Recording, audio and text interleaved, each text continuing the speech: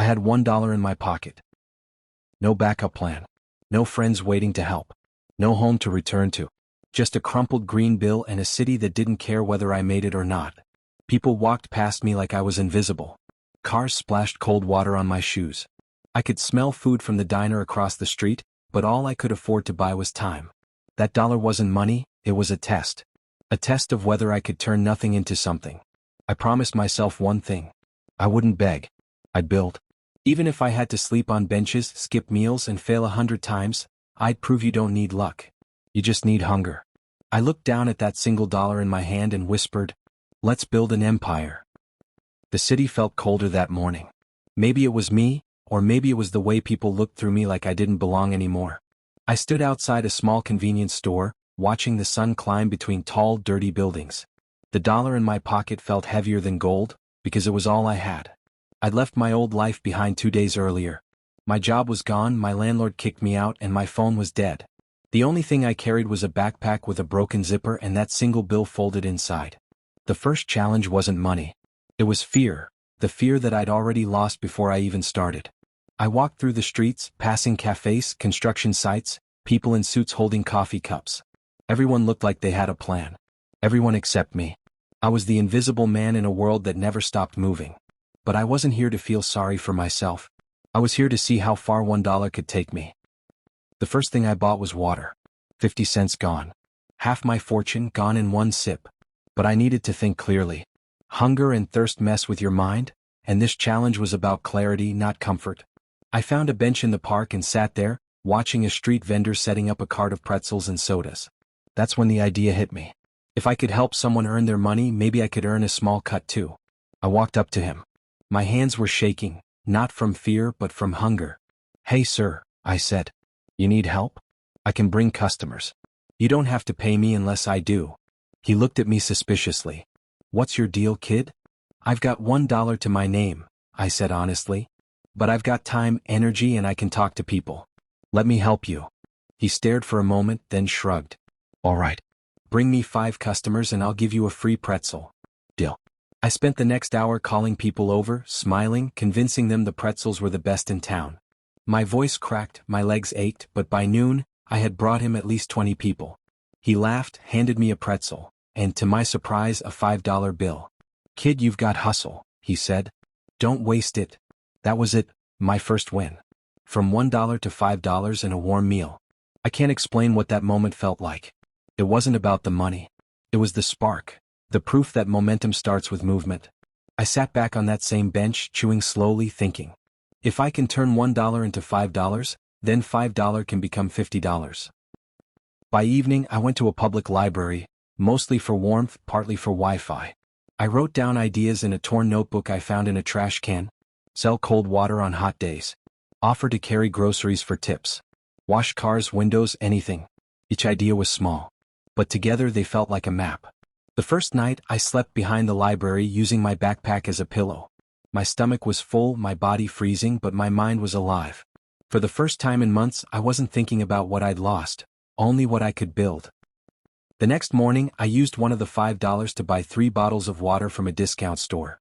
Then, I walked to a crowded bus stop under the burning sun. People were sweating, waiting, complaining. Perfect. Cold water. $1 each. I shouted. At first no one looked. Then an old man smiled, bought one. Then another person. Then 3 more. Within an hour, I'd sold all 3 bottles. I had $8 now. It sounds small, but that was my first profit. By the end of the 3rd day, I had turned $1 into $23. I wasn't rich, not even close. But I had something better, proof that I could climb. Every night I'd whisper to myself, pain builds people. Money just follows. But success always brings the test. On the 5th day, while I was selling water near a construction site, a guy from the area walked up and snatched my small bag of earnings. I chased him through alleys until my lungs burned, but he disappeared into the crowd. All I had left was 1 crushed bottle of water and 10 cents in my pocket. I sat down on the curb. For the first time, I wanted to quit. The anger, the hunger, the exhaustion, it all hit at once. I remember whispering, maybe everyone was right. Maybe people like me never make it. Then I looked up. Across the street, a kid was helping his father fix a food truck, laughing, wiping sweat from his face. That look, Determination mixed with joy lit something in me again. No, I wasn't done. If life wanted to test me, I'd give it a fight worth remembering. I stood up, dusted off my jeans, and looked around. I saw hundreds of people, each rushing somewhere, each with problems, each wanting something. And I thought, if I can solve even one small problem for someone, I'll never be broke again. That night, I walked into a 24-hour laundromat, offered to help people carry their clothes for tips. Most ignored me. One woman smiled and handed me $2. Then another. Then another. By morning I had $14 again. It wasn't about recovering the money. It was about recovering momentum, the thing that separates survivors from quitters. As I watched the sunrise, I realized something. This challenge was never about $1.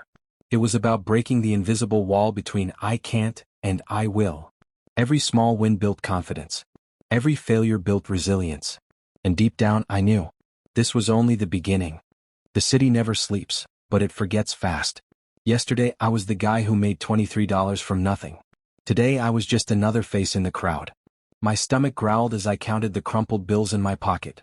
$14.30. Enough to survive, not enough to matter.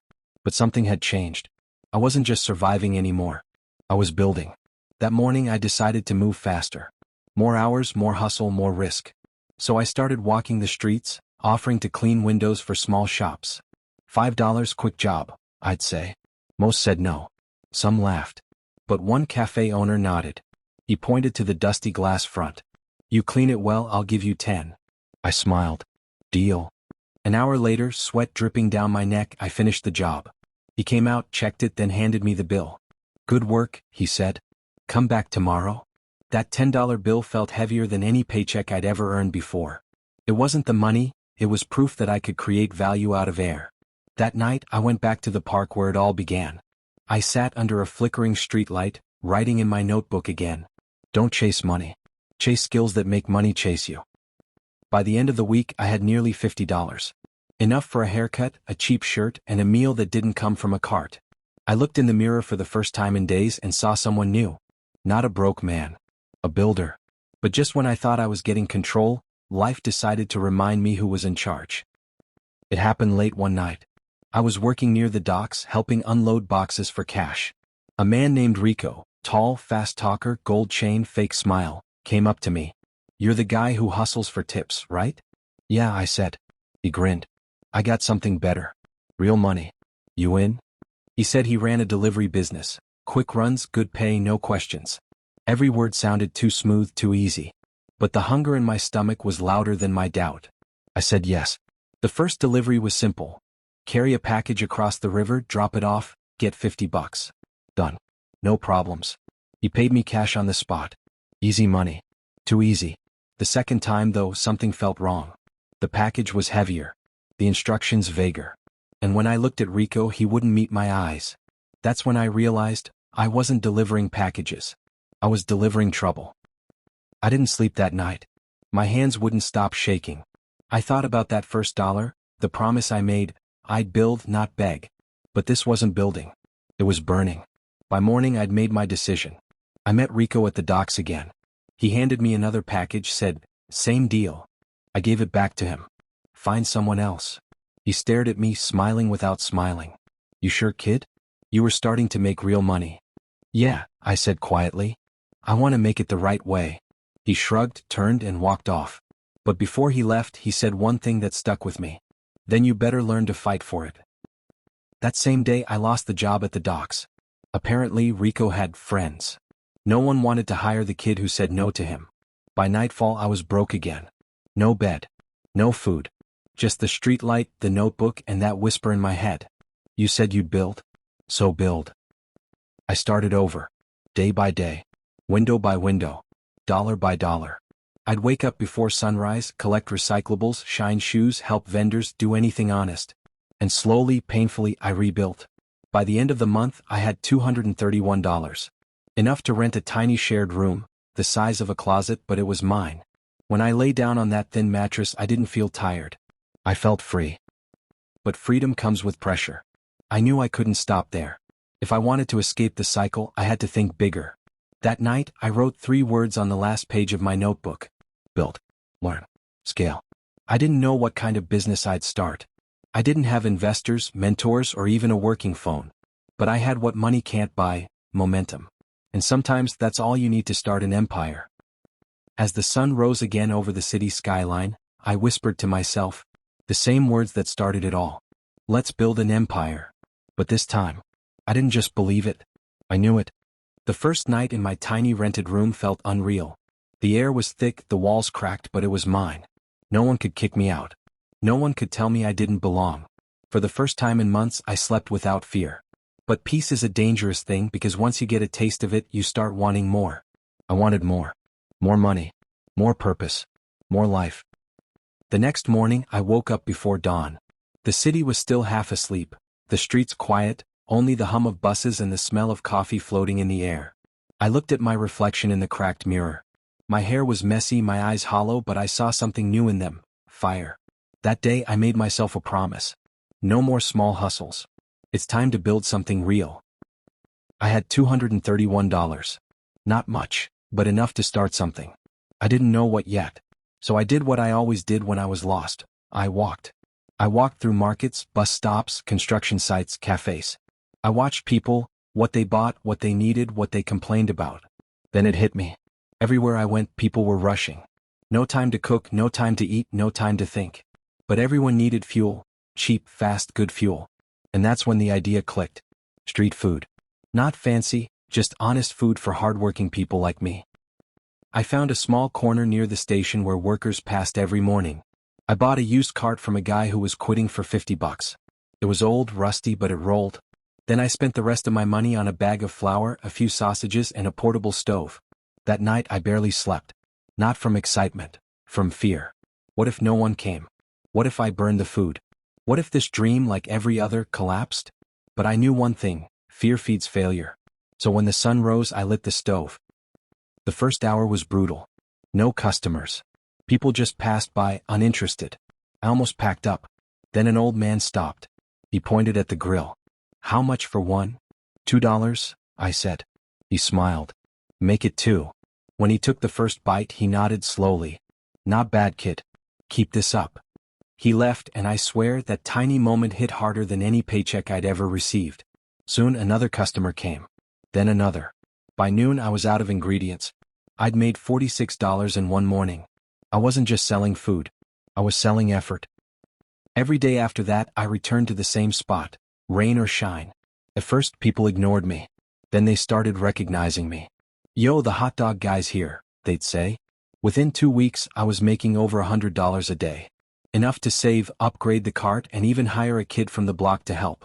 His name was Toby, 17, shy, hungry for a chance. He reminded me of me. I told him, "This isn't just about selling food. It's about building something that lasts." He grinned. "Then let's make it big." And we did. We started branding our stand, $1 Dream. Because that's where it all started. One single dollar. People loved the story. Some even came just to take pictures with us. Others offered to post about us online. Within a month, a local blogger made a video. The guy who turned $1 into a business. It went viral, 500,000 views in a week. The next morning when I arrived at the station, there was a line waiting. Dozens of people, smiling, cheering, holding cash. I looked at Toby and said, "Looks like the empire's building itself." But success again brought new tests. Competition showed up. 3 other carts appeared near mine, selling the same food, cheaper. Some even copied the $1 Dream name. For a moment it broke me.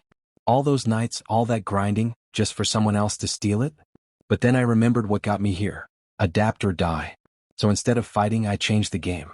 We added energy drinks, sauces, and small motivational cards inside each bag. Little quotes like, "Keep grinding," or "Pain builds people." People loved it. They didn't just buy food anymore. They bought hope. Then one afternoon, a man in a suit approached the stand. He said he worked for a local business incubator, a program that helped small entrepreneurs grow. He had seen the video online. "You've got a story," he said. "And people love stories. How would you feel about turning this cart into a brand?" I didn't even blink. I've been ready my whole life. The next months were chaos. Meetings, paperwork, sleepless nights. But I didn't stop. With help from the incubator, we launched $1 Dream as a mobile food brand. Small food trucks serving quick, affordable meals for workers, students, and dreamers. We got new carts, new uniforms, a logo, a single dollar folded into a crown. By the end of the year, we had 5 locations across the city. And every one of them had the same sign above the counter. Built from $1. One evening, I returned to the park where it all began. The same bench. The same street light. But a different man. I sat down with a cup of coffee, closed my eyes, and remembered that kid, hungry, cold, alone, holding one single dollar. I whispered, "You did it." But then I smiled. Because deep down I knew I was just getting started. A week later, I was invited to speak at a local youth event. Me, the guy who once had nothing. I stood on stage, my heart pounding, lights blinding my eyes. Hundreds of faces stared back at me, some curious, some skeptical, some just lost.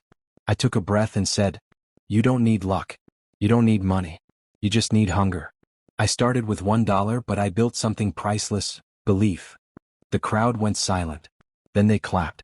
Then they stood. That night, I walked off stage with tears in my eyes.